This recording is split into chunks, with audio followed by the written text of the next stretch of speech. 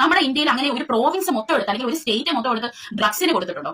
അതായത് നിങ്ങൾക്ക് ഇഷ്ടമുള്ളപ്പോ ഡ്രഗ് എടുത്ത് ഇങ്ങനെ ചത്ത് കിടക്കാം, ഒരു ഏരിയ അല്ലെങ്കിൽ ഒരു പ്രോവിൻസ് അല്ല.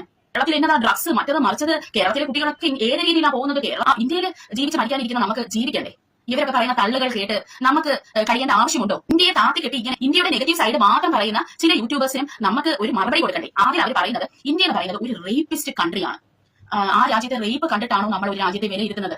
ഇന്ത്യ ഒന്നിനും കൊള്ളത്തില്ല, ഇന്ത്യയിൽ ജീവിച്ചിട്ട് എന്തെടുക്കാനാണ്, ഇത് എന്തൊരു രാജ്യം, വൃത്തിയുമില്ല വിനയുമില്ല, നമ്മളെ ഏതോ വേസ്റ്റ് ബിന്നിലാണ് കിടക്കുന്നത്. അതാണെങ്കിൽ വൃത്തിയില്ല വിനയില്ല, ആളുകളെ വൃത്തിയില്ലാതെ കുളിക്കാതെ നനയ്ക്കാതെയാണ് നടക്കുന്ന രീതിയിലാണ് ഇവരുടെ സംസാരം. ഇനി ഇന്ത്യയിൽ നിന്ന് കൊണ്ടുപോയ നഴ്സുമാർക്ക് ഫ്രീ ആയിട്ടാണോ ഇവർ പണം കൊടുക്കുന്നത്? ഇവർ ഔദാര്യം കാണിക്കാനെന്ന് പറഞ്ഞു. അതോടുകൂടി ഈ പുള്ളിക്കാരത്തി വീഡിയോ മുക്കിയിട്ട് പിന്നെ ഒരു വീഡിയോ ഇട്ടു, അതേ ഉടുപ്പൊക്കെ അതേ രീതിയിൽ ഒരു വീഡിയോ ഇട്ടിട്ട് അതിൽ കുത്തിച്ചേർത്തു ഇന്ത്യ നല്ലതാണ്. ത്രൂ ഔട്ട് വീഡിയോയിൽ ഇന്ത്യനെ കുറ്റം പറഞ്ഞ് മാത്രം ചെയ്തിരിക്കുന്ന ഒരു വീഡിയോ. ഡിയർ ഫ്രണ്ട്സ്, എല്ലാവർക്കും ജോവിന ജുവൽ വണ്ടേഴ്സ് വ്ലോഗിലേക്ക് സ്വാഗതം. ഞാൻ നിങ്ങളെ ഇന്ന് ഒരു കാര്യം അറിയിക്കാനാണ് വന്നത്. എന്റെ ചാനലിൽ ഞാൻ ഒരിക്കലും പൊളിറ്റിക്സ് കൊണ്ടുവന്നിട്ടില്ല. പൊളിറ്റിക്സ് എനിക്ക് വളരെ ഇഷ്ടപ്പെട്ട ഒരു സാധനമാണ്. എസ്പെഷ്യലി ഇന്റർനാഷണൽ പൊളിറ്റിക്സ് ഞാൻ എപ്പോഴും ഇങ്ങനെ കാണുന്ന ഒരാളാണ് കേട്ടോ. വലിയ നോളജ് ഒന്നും എനിക്ക് അതിനെപ്പറ്റിയില്ല, എന്നാലും കാണുമ്പോൾ കുറെ കാര്യങ്ങളൊക്കെ മനസ്സിലാകാറുണ്ട്. അതുകൊണ്ട് തന്നെ സാധാരണക്കാർക്ക് മനസ്സിലാവാത്ത പല കളികളും ഈ പൊളിറ്റിക്സ് അറിയാവുന്നവർക്ക് മനസ്സിലാവും. ഇപ്പോൾ ഒരു പ്രശ്നം നമ്മുടെ സമൂഹത്തുണ്ടായി, അതെന്തുകൊണ്ടാണ്, ആരാണ് അത് ക്രിയേറ്റ് ചെയ്തത്, അത് ക്രിയേറ്റ് ചെയ്തത് കൊണ്ട് ആർക്കാണ് ബെനിഫിറ്റ് ഉണ്ടാകുന്നത് എന്നൊക്കെ മനസ്സിലാക്കാൻ ഒരു പൊളിറ്റിക്സ് അറിയാവുന്നവർക്ക് മനസ്സിലാവും. അല്ലെങ്കിൽ നമ്മളൊന്ന് ആലോചിച്ചാൽ കിട്ടാവുന്ന കാര്യമേ ഉള്ളൂ. അപ്പോൾ സാധാരണക്കാർക്കൂടെ മനസ്സിലാക്കി തരണം എന്താണ് നടക്കുന്നതെന്ന് സിമ്പിൾ ആയിട്ട് എനിക്ക് നിങ്ങൾക്ക് പറഞ്ഞു തരാനായിട്ട് പറ്റും. അപ്പോൾ ഇങ്ങനെ ഒരു തീരുമാനത്തിൽ ഞാൻ എന്തുകൊണ്ടെത്തിയതെന്ന് പറയാം. അതായത് ഞാൻ നോക്കുമ്പോൾ ഇന്ത്യയിൽ നിന്ന് ഡെവലപ്ഡ് കൺട്രീസിൽ പോയ പല ആളുകളും ഇന്ത്യയെയും ആ ഒരു രാജ്യത്തെയും തമ്മിൽ താരതമ്യം ചെയ്യുന്നു. അപ്പോൾ ആ താരതമ്യം ചെയ്യുന്നത് ശരിയാണോ എന്ന് ചോദിച്ചാൽ ഞാൻ പറയും ശരിയല്ലെന്ന്. അതെന്തുകൊണ്ടാണെന്ന് വെച്ചാൽ ഇന്ത്യയിലെ പല ചേരികളിൽ നമ്മൾ പോയാൽ നമുക്ക് മനസ്സിലാകും ഇന്ത്യ ഒരു ഡെവലപ്പിംഗ് അല്ല, അണ്ടർ ഡെവലപ്ഡ് കൺട്രിയാണെന്ന് നമുക്ക് ചിലപ്പോൾ പറയേണ്ടി വരും. അതുകൊണ്ട് തന്നെ ഇന്ത്യയെ താരതമ്യം ചെയ്യുന്നത്, ഇന്ത്യയെ ഒരു ഡെവലപ്ഡ് കൺട്രിയായിട്ട് താരതമ്യം ചെയ്യുന്നത് ശരിയല്ല. ഇനി ഏറ്റവും വലിയ കാര്യം എന്ന് പറയുന്നത് നമ്മുടെ പോപ്പുലേഷൻ ആണ്. വേൾഡിൽ തന്നെ ഫസ്റ്റ് ആണ് നമ്മുടെ ഇന്ത്യ വരുന്ന പോപ്പുലേഷന്റെ കാര്യത്തിൽ. അപ്പോൾ ആ ഒരു രാജ്യത്തിനെയും ഈ ഇന്ത്യയുമായി ഒരു രീതിയിലും താരതമ്യം ചെയ്യാൻ പറ്റാത്ത രീതിയിൽ കുറവ് പോപ്പുലേഷൻ ഉള്ള ഒരു രാജ്യവുമായി എങ്ങനെയാണ് ഇവർക്ക് താരതമ്യം ചെയ്യാൻ പറ്റുന്നത്? ഓക്കെ, ഇവർ താരതമ്യം ചെയ്യുന്നത് കൊണ്ട് ഒരു കുഴപ്പവുമില്ല. പക്ഷേ താരതമ്യം ചെയ്യുമ്പോൾ ഈ ഡെവലപ്ഡ് കൺട്രീസിന്റെ നെഗറ്റീവ് സൈഡും കൂടെ ഇവരെടുത്ത് കാണിക്കണം. ഇവര് ഡെവലപ്ഡ് കൺട്രീസിന്റെ പോസിറ്റീവ് മാത്രം എടുത്ത് കാണിക്കുന്നത് തെറ്റാണ്. ഇപ്പോൾ നമ്മുടെ രാജ്യം ഒരു ഡെവലപ്ഡ് കൺട്രി ആയിരുന്നെങ്കിൽ ഓക്കെ, താരതമ്യം ചെയ്ത് സംസാരിക്കാം. പക്ഷെ നമ്മുടെ രാജ്യം ഡെവലപ്പിംഗ് ആണ്, പോപ്പുലേഷനിൽ വലിയൊരു രാജ്യമാണ് എന്നുള്ള സ്ഥിതിക്ക് നമ്മുടെ രാജ്യത്തിന്റെ ഇല്ലായ്മകൾ മാത്രം എടുത്ത് ഹൈലൈറ്റ് ചെയ്ത് ആണ് മിക്ക ഡെവലപ്ഡ് കൺട്രീസിലും ഉള്ള ഇന്ത്യൻ യൂട്യൂബേഴ്സ് ചെയ്യുന്നത്. ഇത് ഏറ്റവും കൂടുതൽ ബാധിക്കുന്നത് സൗത്ത് ഇന്ത്യനെയാണ്. നോർത്ത് ഇന്ത്യയില് ഇതിനെതിരെയായിട്ട് ഇഷ്ടം പോലെ യൂട്യൂബേഴ്സ് വീഡിയോ ചെയ്ത് ആളുകളെ അത് പറഞ്ഞ് മനസ്സിലാക്കാറുണ്ട്. എന്നാൽ സൗത്ത് ഇന്ത്യയില് ഇതിനു വേണ്ടി ഒരു ഇനിഷ്യേറ്റീവ് എടുക്കുന്ന യൂട്യൂബ് ചാനൽസ് കുറവാണ്. എനിക്കൊരു റിക്വസ്റ്റ് ഉള്ളത്, എന്റെ പോലെ റിയാക്ഷൻ വീഡിയോസ് ചെയ്യുന്ന യൂട്യൂബേഴ്സും ഇനി ഇങ്ങനെയുള്ള കാര്യങ്ങൾ എടുത്ത് ചെയ്യണമെന്നാണ് എനിക്ക് പറയാനുള്ളത്. എന്താണെന്ന് വെച്ചാൽ നിങ്ങൾക്കറിയാം എക്സ് പ്ലാറ്റ്ഫോമിലൊക്കെ ഇന്ത്യക്കെതിരെയുള്ള ഹെയ്റ്റ് ക്യാമ്പയിൻ ഇങ്ങനെ കൂടി വരുവാണ്. അതായത് ഒരു അജണ്ട പോലെയാണ്. അതായത് ഡെവലപ്ഡ് കൺട്രീസ് എന്നുള്ള ചില ഇംഗ്ലീഷ് യൂട്യൂബേഴ്സ് തന്നെ നമ്മുടെ രാജ്യത്ത് വരും. എപ്പോഴാണെന്ന് വെച്ചാൽ ഇവർക്കൊരു വ്യൂസ് ഒക്കെ കുറയുമ്പോൾ ഇവർ പഴുത്തൊക്കെ ഇന്ത്യയിലോട്ട് വരും. ഇന്ത്യയിലോട്ട് വന്നിട്ട് അല്ലെങ്കിൽ വേറെ എന്തിന്റെങ്കിലും ഒരു അജണ്ടയായിട്ട് ഇന്ത്യയെ അഴുക്കാക്കി കാണിക്കാൻ എന്നുള്ള ഒരു അജണ്ടയിൽ ഇതെല്ലാം ഇന്റർനാഷണൽ പൊളിറ്റിക്സുമായി റിലേറ്റ് ചെയ്തിട്ടാണ് ഇവര് ഈ ഇന്ത്യയിലോട്ട് വരുന്നത് ഡൽഹി, മുംബൈ അങ്ങനെയുള്ള സ്റ്റേറ്റ്സിൽ വന്നിട്ട് ഈ തെരുവുകൾ മാത്രം ഷൂട്ട് ചെയ്യും. മനസ്സിലായോ? ഷൂട്ട് ചെയ്തിട്ട് ഇത് സോഷ്യൽ മീഡിയയിൽ ഇടും. യൂട്യൂബ്, ഇൻസ്റ്റ അല്ലെങ്കിൽ എക്സ് പോലത്തെ പ്ലാറ്റ്ഫോമുകളിൽ ഇടുമ്പോൾ ഇവർക്ക് വ്യൂസ് കൂടും. അതായത് ഇന്ത്യയെ കുറിച്ച് എന്തിട്ടാലും നമ്മൾ ഇന്ത്യക്കാർ പോയി അത് കാണുമെന്നും ഇവർക്ക് വ്യൂസ് കൂടുമെന്നും അതുവഴി ഇവർക്ക് ബെനിഫിറ്റ് ഉണ്ട്. തെറി വിളിക്കാനെങ്കിലും നമ്മൾ ഇന്ത്യക്കാർ കയറി കാണുമെന്ന് ഇവർക്ക് അറിയാവുന്നത് കൊണ്ട് തന്നെ ഇവർക്ക് ഇതിന് വലിയ ബെനിഫിറ്റ് കിട്ടും. അതുപോലെ തന്നെ ഇന്ത്യയെ അഴുക്കാക്കി കാണിക്കാനും ഇവർക്ക്. എന്നാൽ ഇന്ത്യ മൊത്തത്തില് ഡേർട്ടി ആയിട്ടാണോ കിടക്കുന്നത്? നിങ്ങൾ പറയൂ, അങ്ങനെ ആണോ കിടക്കുന്നത്? നമ്മുടെ ഇന്ത്യയിൽ എത്രയോ ബ്യൂട്ടിഫുൾ ആയിട്ടുള്ള പ്ലേസസ് ഉണ്ട്. അതൊന്നും ഇവരെടുത്ത് സോഷ്യൽ മീഡിയയിൽ ഇടത്തില്ല. ഒരു അജണ്ടയുമായി നടക്കുന്ന ഇവരാരും ഈ ഇന്ത്യയുടെ പോസിറ്റീവ് സൈഡ് എടുത്ത് കാണിക്കുന്നില്ല.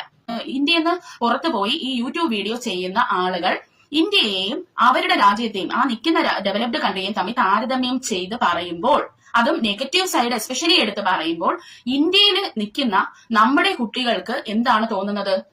അല്ലെങ്കിൽ ഇന്ത്യയിൽ തന്നെ ജീവിച്ച് മരിക്കാനിരിക്കുന്ന ആളുകൾക്ക് എന്താണ് തോന്നുന്നത്? ഡിസപ്പോയിന്റ്മെന്റ് ആണ് ഇവർ തരുന്നത്.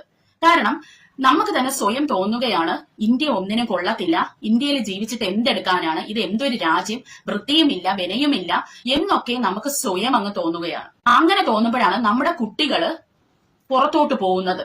അവിടെ എന്തോ ഇരിപ്പുണ്ടെന്ന് പറഞ്ഞ് പുറത്തോട്ട് നമ്മുടെ കുട്ടികൾ പോകും.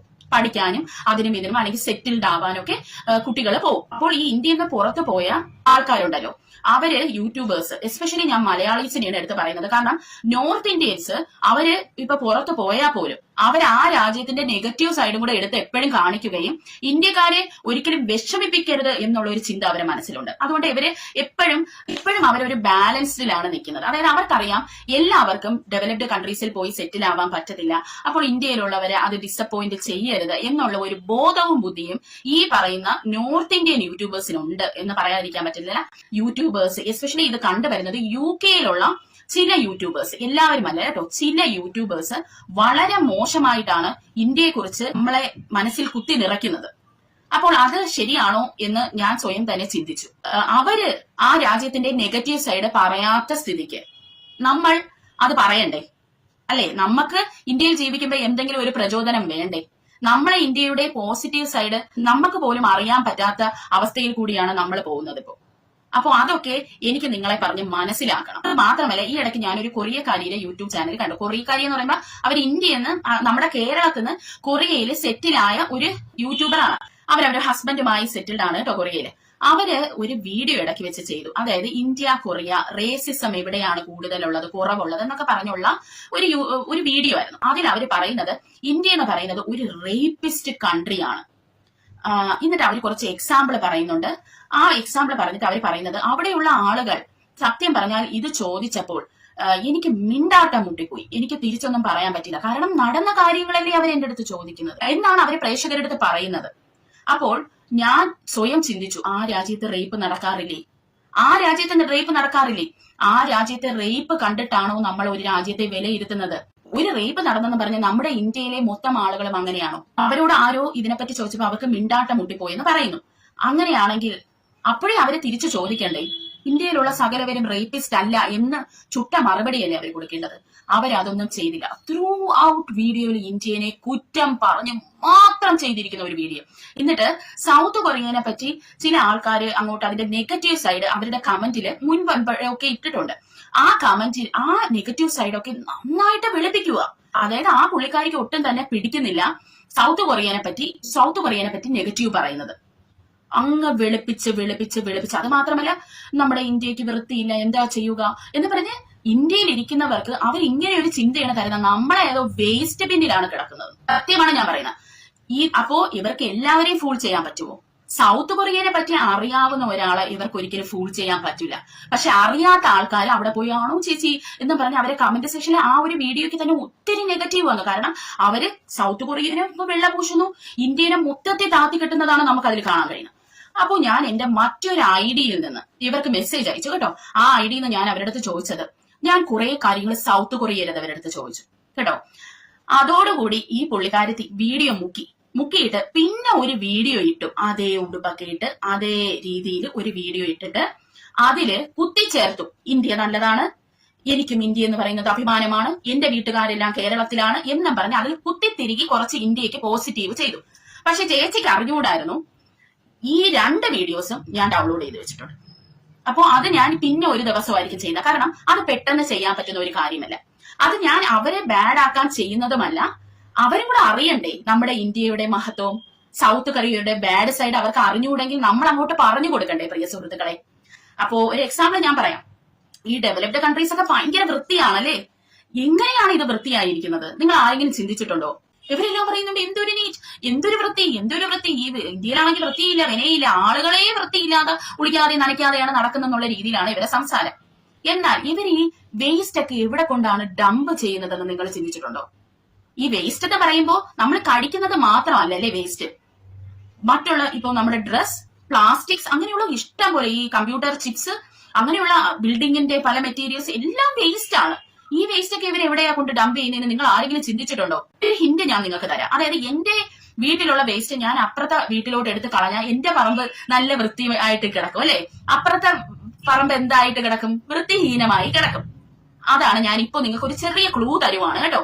അപ്പൊ നമുക്ക് ഈ ഒരു സഹോദരിക്കും അല്ലെങ്കിൽ ഇന്ത്യയെ താത്തിക്കെട്ടി ഇങ്ങനെ ഇന്ത്യയുടെ നെഗറ്റീവ് സൈഡ് മാത്രം പറയുന്ന ചില യൂട്യൂബേഴ്സിനും നമുക്ക് ഒരു മറുപടി കൊടുക്കണ്ടേ? അവർക്ക് ചിലപ്പോൾ ആ രാജ്യത്തിന്റെ നെഗറ്റീവ് സൈഡ് ഒന്നും അറിയത്തില്ലായിരിക്കും. അപ്പൊ അത് നമ്മൾ അങ്ങോട്ട് കാണിച്ചു കൊടുക്കണം അല്ലെ?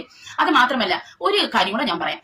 ഇപ്പോൾ ഇവരൊക്കെ പറയണു കേരളത്തിൽ എന്നതാ ഡ്രഗ്സ് മറ്റത് മറിച്ചത്, കേരളത്തിലെ കുട്ടികളൊക്കെ ഏത് രീതിയിലാ പോകുന്നത്, കേരളത്തിന്റെ കാര്യം ഓർത്തിട്ട് ഞങ്ങൾക്ക് ഭയങ്കര വിഷമമാണെന്നൊക്കെയാണ് ഇവര് പറയുന്നത്. എന്നാൽ ഒരു പ്രോവിൻസ് മൊത്തം ഡ്രഗ് യൂസേഴ്സിന് കൊടുത്തിട്ടുണ്ടോ നമ്മുടെ ഇന്ത്യയിൽ അങ്ങനെ ഒരു പ്രോവിൻസ് മൊത്തം എടുത്ത് അല്ലെങ്കിൽ ഒരു സ്റ്റേറ്റ് മൊത്തം എടുത്ത് ഡ്രഗ്സിന് കൊടുത്തിട്ടുണ്ടോ?